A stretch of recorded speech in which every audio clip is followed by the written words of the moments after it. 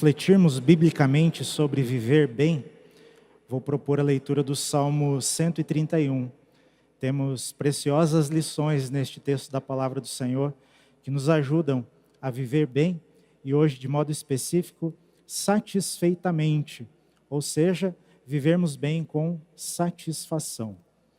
O Salmo 131 nos diz assim nessa versão: Senhor, o meu coração não é orgulhoso e os meus olhos não são arrogantes.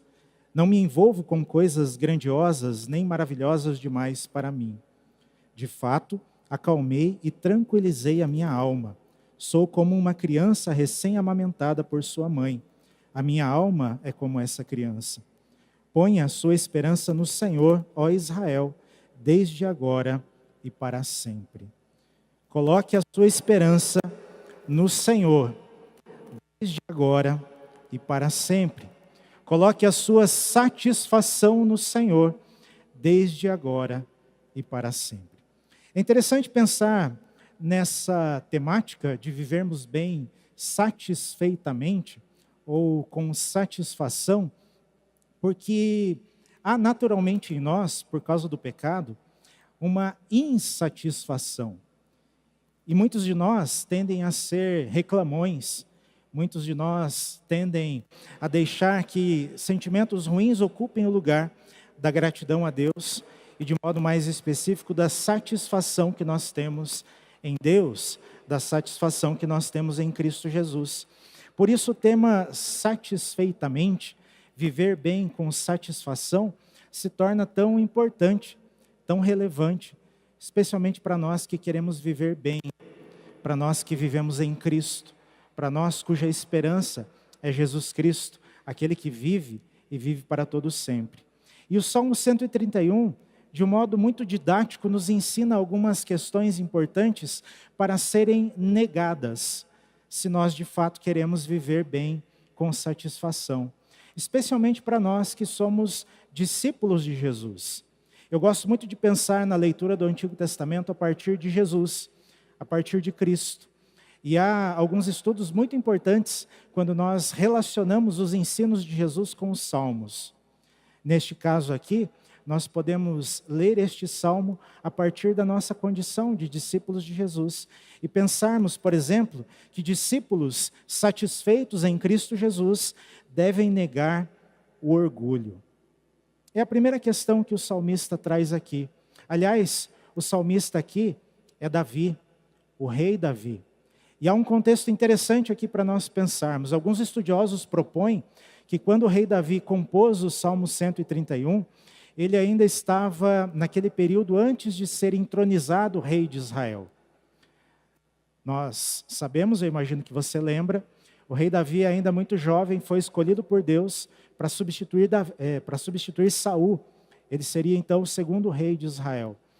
E ele foi escolhido pelo Senhor, e do momento em que o Senhor o escolheu, lá na sua casa, junto à sua família, até o momento em que ele assumiu de fato o trono de Israel, bons anos se passaram. E o fato é que em alguns momentos, Davi foi perseguido por isso. Saul não queria, como a gente costuma dizer lá na minha terra, não queria largar o osso. Saul não estava assim tão disposto a abrir mão do poder e principalmente não aceitava que tinha sido negado por Deus, que tinha sido rejeitado por Deus.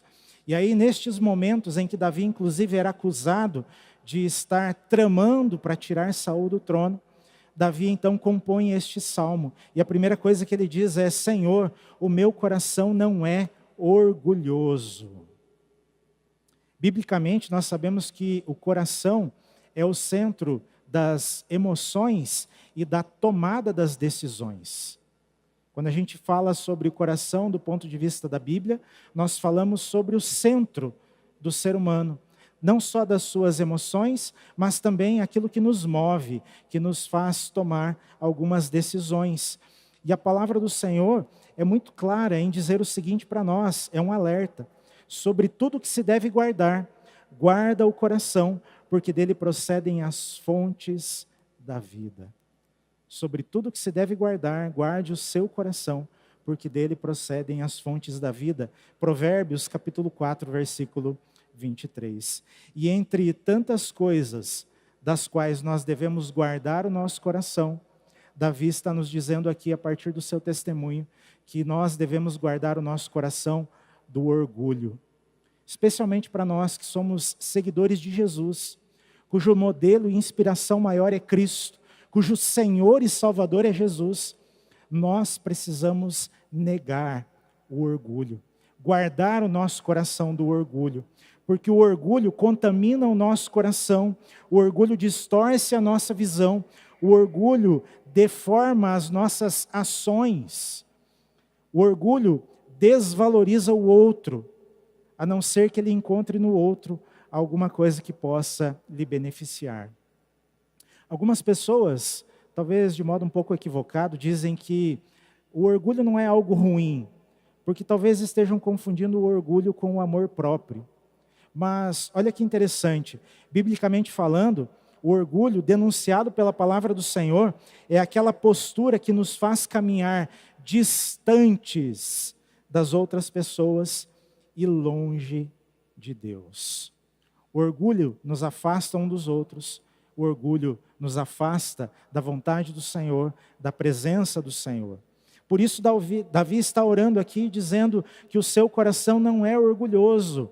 Não foi ele que escolheu ser rei de Israel, ele tinha consciência disso. O Senhor foi buscá-lo lá, junto à sua família, naquele trabalho de cuidar das ovelhas. Não foi ele que desejou isso, seu coração não era orgulhoso. E por isso também, Davi vai dizer na sequência, que o seu olhar não era arrogante, ou não era altivo. E aí nós podemos aprender uma segunda lição com o Salmo 131. Porque se nós, como discípulos satisfeitos, devemos negar o orgulho, nós, como discípulos satisfeitos, discípulos de Jesus, devemos então negar a arrogância. Provérbios nos ajuda a entender mais uma vez. Não seja sábio aos seus próprios olhos, tema ao Senhor e evite o mal. Provérbios capítulo 3, versículo de número 7. E olha que coisa, os sábios aos seus próprios olhos não conseguem enxergar nada além de si mesmos. Os sábios aos seus próprios olhos não conseguem enxergar a graça e o cuidado de Deus na sua vida. Aqueles que são sábios aos seus próprios olhos não conseguem depender de Deus e dificilmente aceitam a ajuda de outras pessoas. Os sábios aos seus próprios olhos olham de cima para baixo. Menosprezam a capacidade, menosprezam o valor do outro, porque o seu olhar é arrogante, o seu olhar é altivo. E olha que interessante quando a gente pensa nesse contexto, né? Entendendo que Davi estava neste momento em que ele ainda não havia assumido o trono de Israel. E ele estava sendo acusado de planejar contra Saul, de desejar ocupar o trono. E aí, não é diante de Saul que ele está dizendo que o seu olhar não, que o seu coração não era arrogante e que o seu olhar não era altivo. É diante de Deus que ele diz que o seu coração não era orgulhoso. É diante de Deus que ele diz que o seu olhar não era altivo, ele não olhava as pessoas de cima para baixo. Ele não estava se valorizando mais do que o outro. Ele não estava achando que ele era o ungidão do Senhor, como se os outros não possuíssem a unção, a bênção, o cuidado de Deus. Talvez alguém possa dizer que essa oração de Davi seja muito difícil de ser feita por nós. Talvez alguém possa dizer que não tem coragem de expressar como Davi está expressando aqui a sua satisfação em Deus a partir da negação do orgulho e da arrogância. Mas eu acredito que Davi está compartilhando conosco o seu testemunho. E então é possível que no poder, na presença, na unção do Espírito Santo, nós possamos fazer esta oração como uma súplica a Deus. Senhor, nós não queremos que o nosso coração seja orgulhoso. Senhor, nós não queremos ter um olhar altivo. Nós não queremos ter uma postura arrogante. Nós não queremos nos valorizar mais do que o outro. Aliás, a palavra do Senhor nos diz que nós precisamos considerar as necessidades do outro como sendo superiores às nossas próprias necessidades. Essa é a postura do servo de Deus, da serva de Deus. Esta é a postura daqueles que são discípulos de Jesus, que têm como Jesus seu Senhor e Salvador e que têm como Jesus seu maior exemplo de vida, seu paradigma, seu modelo. Nosso modelo é Cristo. E Cristo Jesus nos ensinou, com o seu ensino e com o seu testemunho, a não termos um coração orgulhoso e não termos um olhar altivo. Davi preferia continuar olhando para o Senhor e não para si mesmo. Davi continuava buscando no Senhor e não em si mesmo. E isso fazia com que ele pudesse se tornar, ou fez com que ele pudesse se tornar, um dos maiores reis da história de Israel. Não vamos dizer que Davi não teve falhas. A Bíblia não esconde os pecados. Somos pecadores. Mas a Bíblia declara que Davi foi um homem segundo o coração de Deus.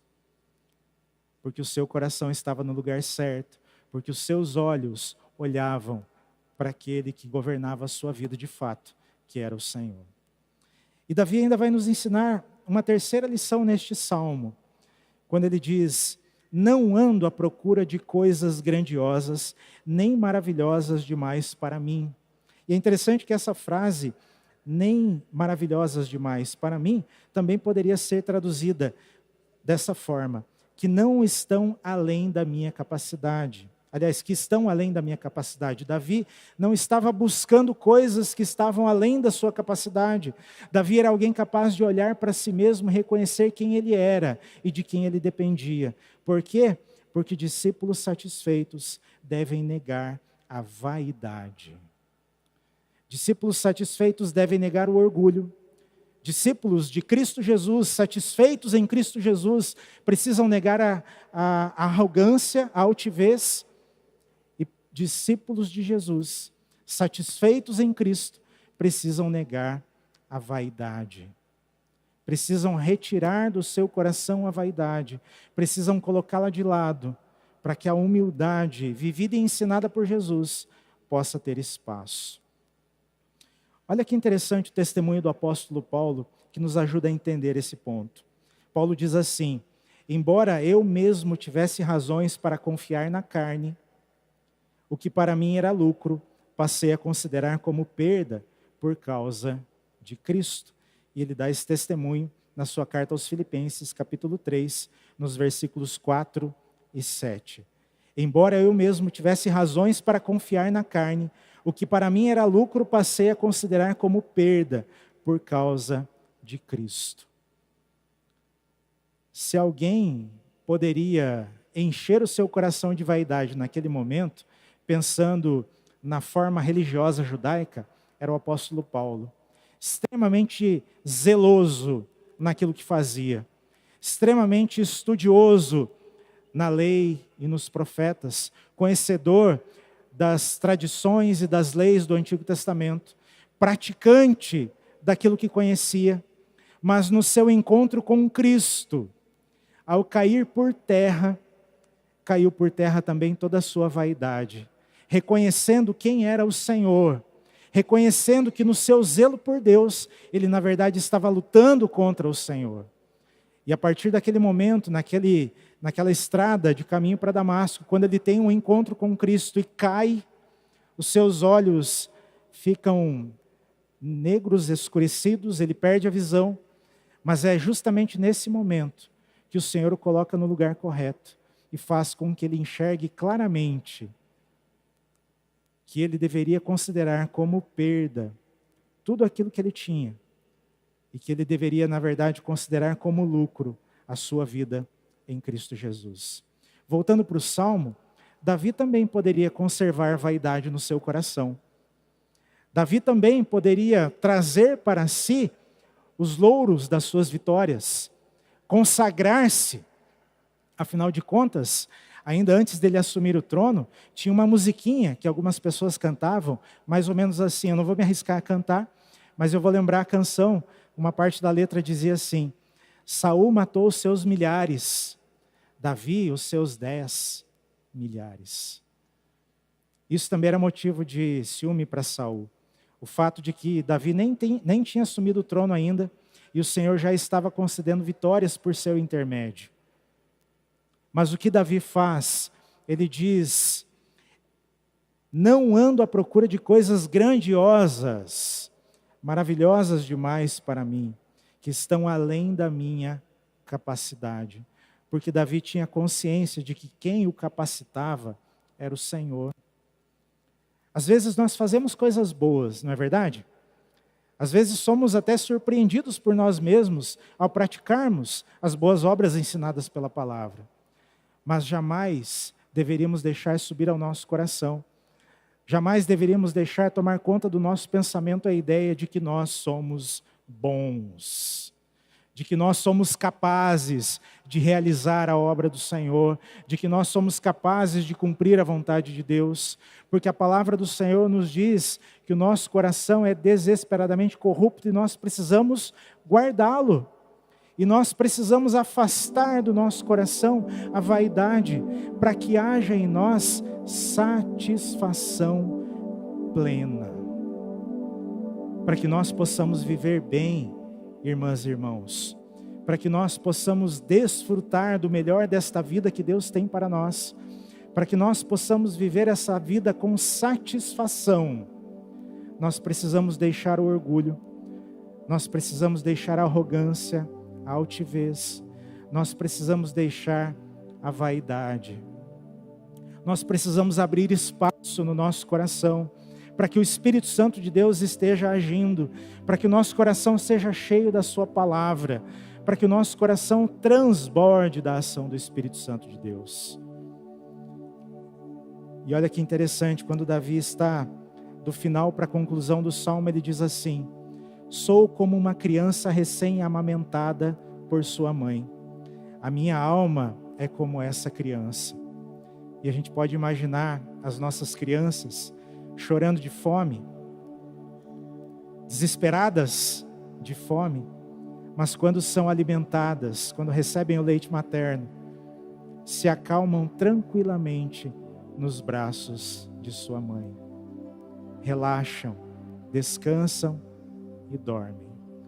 O que Davi está nos ensinando com o seu testemunho é que viver de modo satisfatório em Deus faz com que a nossa alma possa se tranquilizar.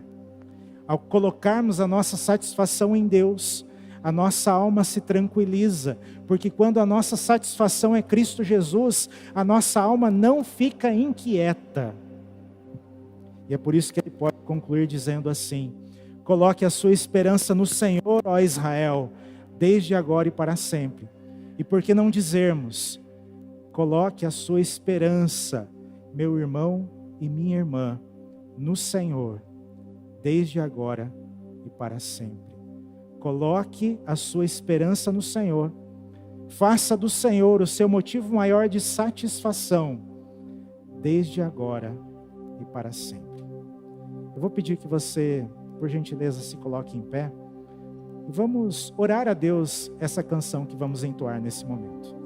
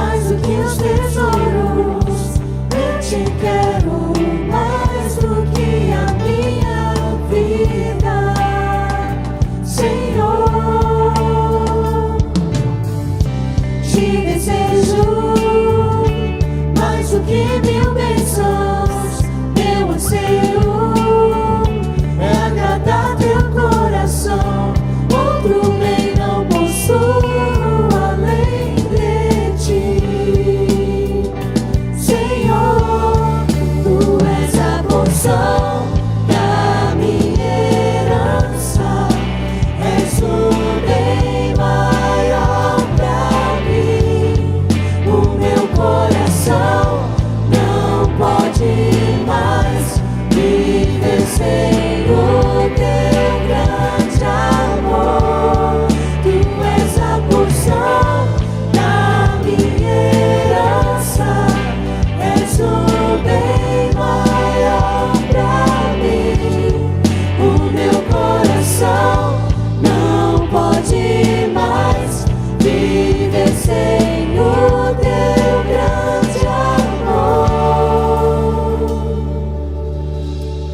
Deus querido, em nome de Jesus, que a nossa satisfação plena seja Cristo Jesus, teu Filho, nosso Senhor.